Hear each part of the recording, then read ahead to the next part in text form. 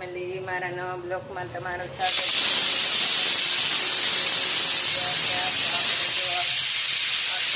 સવારનું બધું કામ પતાવી દીધું છે, નાનું મોટું બધું, અને આપણે રસોઈ કરવા મળ્યા સેવી અને બપોરની રસોઈ કરવી સેવી. અને જો આપણે આજે ગુજરાતીના ફેવરેટ દાળ ભાત હોય જ છે, અને આજે આપણે તુરિયા પાત્રાનું શાક કરવી છે. તુરિયા પાત્રાનું શાક કરે છે, કેવી રીતે થાય છે તે કોમેન્ટ કરજો. અને આજે આપણે તુરિયા પાત્રાનું કરવાના છે શાક. તો આપણે જો તુરિયા લઈ લીધા છે, અને તુરિયા હારે જો આપણે પાત્રા લઈ લીધા છે. આને કટિંગ નાનું નાનું કરી નાખશું, અને આને તે કટિંગ કરીને તે પછી આપણે તુરિયા પાત્રાનું શાક બનાવવાનું. અને મસાલો જો આપણે લઈ લીધો, આ બધો ધોવાનો છે. અને અહીંયા આપણા જો દાળ ભાત મુકાઈ ગયા છે. તો હવે આપણે બપોરની રસોઈ બનાવી છે. તો બપોરની રસોઈ બનાવી જો આપણે તુરિયાનું કટિંગ થઈ ગયું છે, અને પાત્રાનું કટિંગ પણ થઈ ગયું છે. જો તુરિયાનું અને પાત્રાનું કટિંગ થઈ ગયું, અને આપણે તેલે મુકાઈ ગયું છે. તો જો તુરિયાનું અને પાત્રાનું કટિંગ થઈ ગયું, અને હવે આપણે શાક બનાવવાના છે. આપણે મરચાં તળાય છે, પહેલાં ભૂંગળા કાઢી નાખ્યા, અને મરચાં તળાવીને પછી આ શાક બનાવશું. એમાં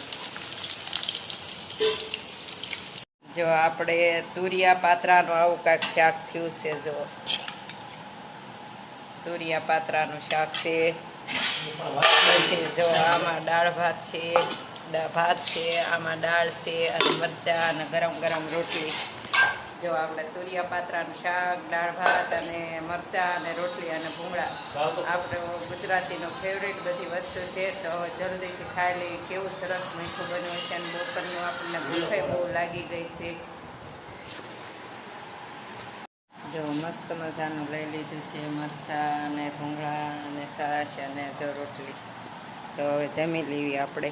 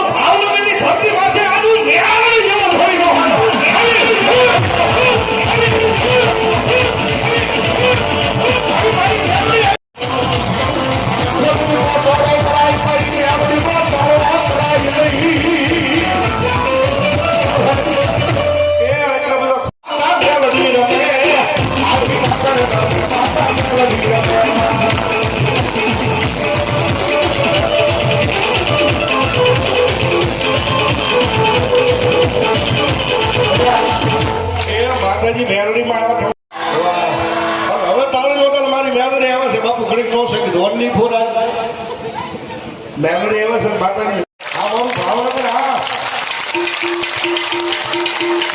એ લીલી